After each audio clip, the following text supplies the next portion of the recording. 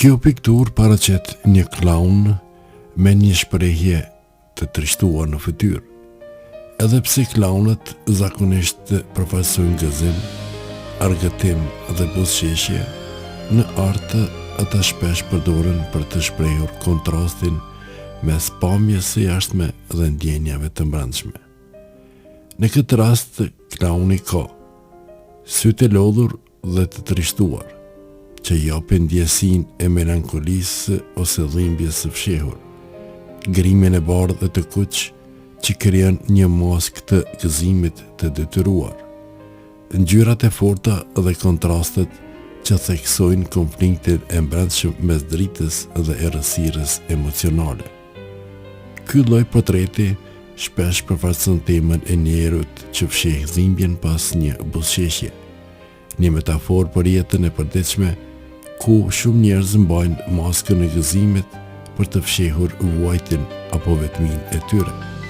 Pra, në përmbledhje kjo pikturë mund të thotë, edhe ata që duket se qeshin më shumë, mund të jenë ata që vuajnë më thellë.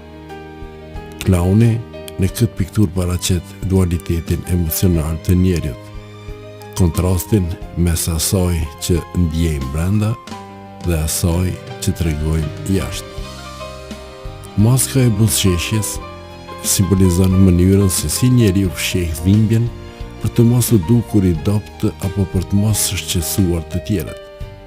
Kjo është e lidhur me fenomenin psikologjik të quajtur maskimi emocional.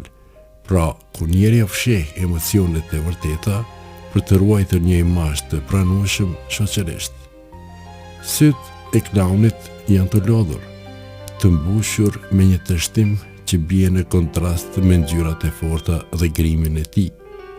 Kjo tregon vuajtjen e brendshme, ankthën, ndoshta edhe ndjenjen e bushllëkut që mund ta përjetojë një njeri që përpiqet t'i bëjë të tjerët të qeshin ndërkohë që vetë është i thyer brenda.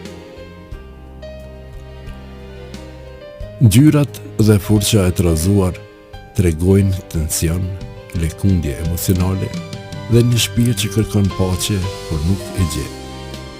Është sikur artisti ka dashur të tregojë se trishtimi është një pjesë natyrore e ekzistencës njerëzore edhe në mesin e gëzimit. Ky lloj simbolizimi shpesh përdoret për të shprehur melankolinë e artistit vet, sepse shumë krijues e ndjejnë botën më thellë se të tjerët. Nga ana filozofike, kjo pikturë flet për absurdin e ekzistencës njerëzore, për idenë se jeta është një përzije e pashmangshme e gëzimit dhe dhimbjes. Klauni si simboli i njerëzit, ai përfaqëson çdo qenie që luan një rol në teatrin e jetës, siç do ta quante Shakespeare, bota është një skenë dhe të gjithë njerëzit janë aktorë. Klauni është aktori që duhet të qesh edhe kur s'ka arsye. Një metaforë për mënyrën si shoqëria na detyron të jemi gjithmonë pozitiv dhe të fshehim anën tonë të errët. Trishtimi si mësues i shpirtit. Sipas filozofëve si Søren Kierkegaard apo Friedrich Nietzsche, dhimbja është një mjet për vetdije. Ajo na mëson kush jemi në të vërtetë dhe na jep kuptim. Pra, edhe pse klauni duket i thyer, ai mund të jetë më i vetëdijshëm për realitetin e jetës se sa njerëzit që qeshin me të. Ironia ekzistenciale. Klauni është figura që e bën botën të qesh, por në fund është vetë ai që qan. Kjo është një metaforë e fuqishme për natyrën e përmbysur të jetës, ku shpesh ata që japin më shumë dritë janë ata që mbajnë më shumë errësirë brenda. Mesazhi i përgjithshëm. Në thelbe, kjo pikturë duket sikur thotë: mos u mashtro nga maskat. Pas çdo buzëqeshje mund të fshihet një shpirt i lodhur, dhe ndoshta ata që të bëjnë të qeshësh më shumë janë ata që kanë qarë më shpesh.